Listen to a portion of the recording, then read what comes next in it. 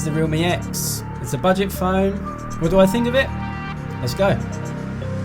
So this is the Realme X, and it costs 1,499 RMB in my market anyway. And that's important because, man, cheap phones are getting really good. In this review, I'm going to touch on the design, the screen, the camera, the performance, and the battery of the Realme X. So this phone gives you a laundry list of features that up until a few years ago would have been reserved for higher end phones. And to that end, I am going to compare this phone a lot in this review to the Oppo Reno 10x Zoom edition. That is Oppo's latest flagship, of course, Realme being a sub-brand of Oppo, but you'll see they share so many similarities in terms of design on the outside. But where do they cut the corners to give us that lower price tag? The screen is a really big plus for me on this phone. To have a 6.5-inch AMOLED bezel-less display on this is a real big plus. It's going to go head to head.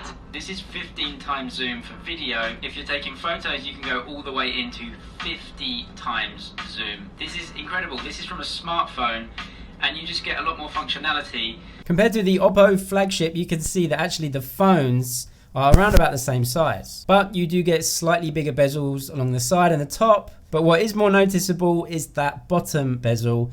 I would say it's probably about twice as big as the Oppo Reno. But if you compare it to maybe the Xiaomi Mi 9, it's a little bit bigger, or even the P30 Pro from Huawei, it's more or less the same size, and the P30 Pro costs about 5,000 RMB here in China anyway. Anyway, the bezel is pretty small, and if you have this as your main phone, you are just gonna not notice its size when you're using it every day. So if you were in any doubt that Realme is an Oppo sub-brand, just have a look at these two phones side by side. You got the bottom with its indent there, the speaker grill, and just the overall design. You wouldn't be shocked if it had an Oppo logo on there, and to me, that's a good thing. There is plastic on here, but actually, it does feel like a solidly made phone, and actually, the volume buttons, I think, feel better to me than the ones on my Reno. On the Reno, they're just a little bit wobbly. You can sort of push them around without actually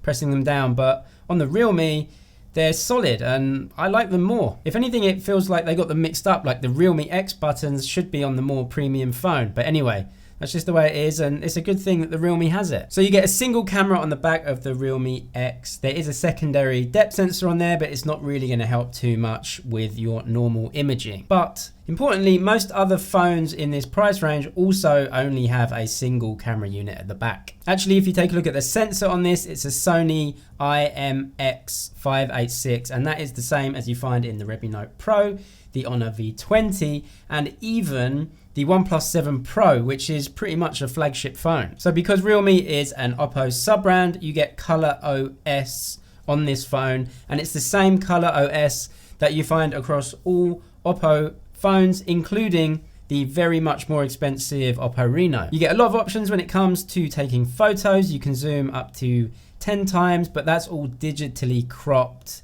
You can also use the portrait mode, and there's a night mode here as well. Everything is the same as you get across all Oppo phones. The camera actually takes 12 megapixel photos as standard. If you want to take 48 megapixel photos, then you have to go into the settings, change it to the 48 megapixel mode, and then go and take your photo. But the camera app is actually exactly the same as you get on other Oppo devices. Obviously, having just a single camera back there with no optical zoom, you're going to get more noise when you zoom in, but you get to choose from a lot of different color options when taking photos, and you can use them for video too. Whether you like the photos out of this phone is really up to personal preference. Decide for yourself.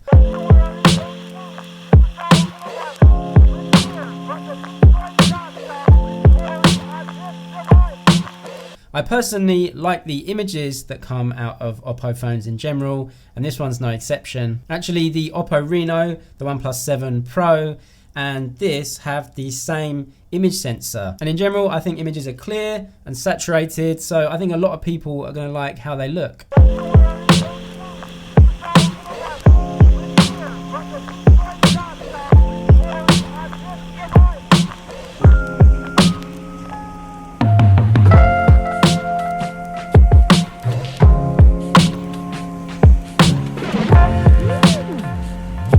no optical image stabilization on this lens, and also it uses a Snapdragon 710 processor, so you're not going to get the very best image stabilization from the processor, but it should do a decent job.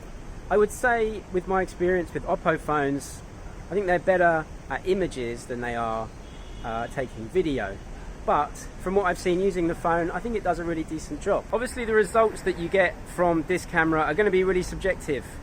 You can just have a look for yourself and see if you like it or not. The main camera is really great when you're taking 1080p or even 4K, but as soon as you zoom in, obviously it's all digital crop there, and you can see it just becomes really, really noisy. So I probably wouldn't use this past about 2 or maybe 3 times zoom. Anything more than that and the video just really falls apart and it doesn't really look great. But overall, the video is really decent, and especially for the price, I think it's a good performer. On the inside, you get a Snapdragon 710, like I said before. It's a decent mid-range chip, and again, considering the price, I've had no real complaints over the performance. You also get a 3765 mAh battery. They add Oppo VOOC fast charging on there. It's 20-watt fast charging on this phone. No wireless charging. It's a budget phone, we don't get it. But 20-watt fast charging is a good addition as well. The phone that I have is the 8GB version, and that's going to make multitasking and gaming much better for sure. But it does make the phone a little bit more expensive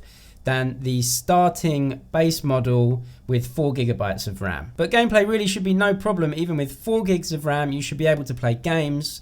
It's just multitasking at the same time as playing games might suffer a little bit. Gaming is great on the device. Again, I really like this AMOLED screen. There's no notches interrupting gameplay. So really, what more can you want? The sound out of the device isn't amazing. It's not on par with more expensive flagship devices.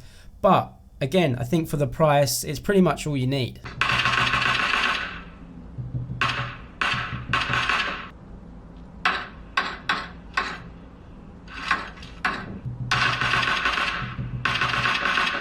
Here's the Antutu benchmark score if anyone wants to see it. As I said, the 710 processor is not winning any awards for pure power, but in my daily usage with the phone, I've really had no issues with it. Another great feature of this phone that you don't get on a lot of other phones around this price is the under-screen fingerprint scanner. And I definitely think it's much better on the front. It's very easy to set up. And let's just see how quick it is at opening the device compared to a couple of other phones. So let's test it against the flagship from Oppo, the Oppo Reno. So yeah, definitely you can see here that the Oppo Reno does open quicker. Pressing them at the same time, the Oppo Reno is definitely quicker. So what we have to assume here is that the under-screen fingerprint sensor used in the Realme X is maybe last year's sensor, maybe 1 or 2 generations behind the brand new flagship scanner that you find in the Reno. But if we compare it to maybe the Xiaomi Mi 9, I would say that actually they're probably about the same. Maybe the Xiaomi is a bit quicker, maybe the Realme X is a bit quicker. Anyway, again, in real world usage, the milliseconds difference between the unlocking times here is not going to make any difference to the way you use the phone. So all in all, I think this device is really solid for the price. It's not the cheapest budget phone, but I think for the price, they give you a really good list of specs. What are some areas on the phone that I think they've pulled back on a little bit to give us this cheaper price? The vibration motor is okay, but not as good as Oppo's more expensive phones. The mono speaker at the bottom, again for the price, is okay, but more expensive phones have stereo speakers, and the build is plastic rather than more expensive phones that usually use more metal. But those 3 things are pretty much expected for a budget device anyway. Actually, if you compare it to the Redmi Note 7 Pro, which is probably a direct competitor to this phone, you get an AMOLED screen on this one versus an LCD on the Redmi. You get an under-screen fingerprint sensor rather than one on the back like on the Redmi. You get a Snapdragon 710 versus the 675. It's hard to say that one is better than the other because they are designed to do different things. So to say one is better than the other is quite hard, and a lot of the other specs are very similar, and they are very, very similar prices too. So you could say you probably get slightly more out of the Realme X than the Redmi Note 7 Pro. So I think you're getting a really decent phone for the price in the Realme X. The AMOLED screen and the under-screen fingerprint sensor for this price point are a real plus.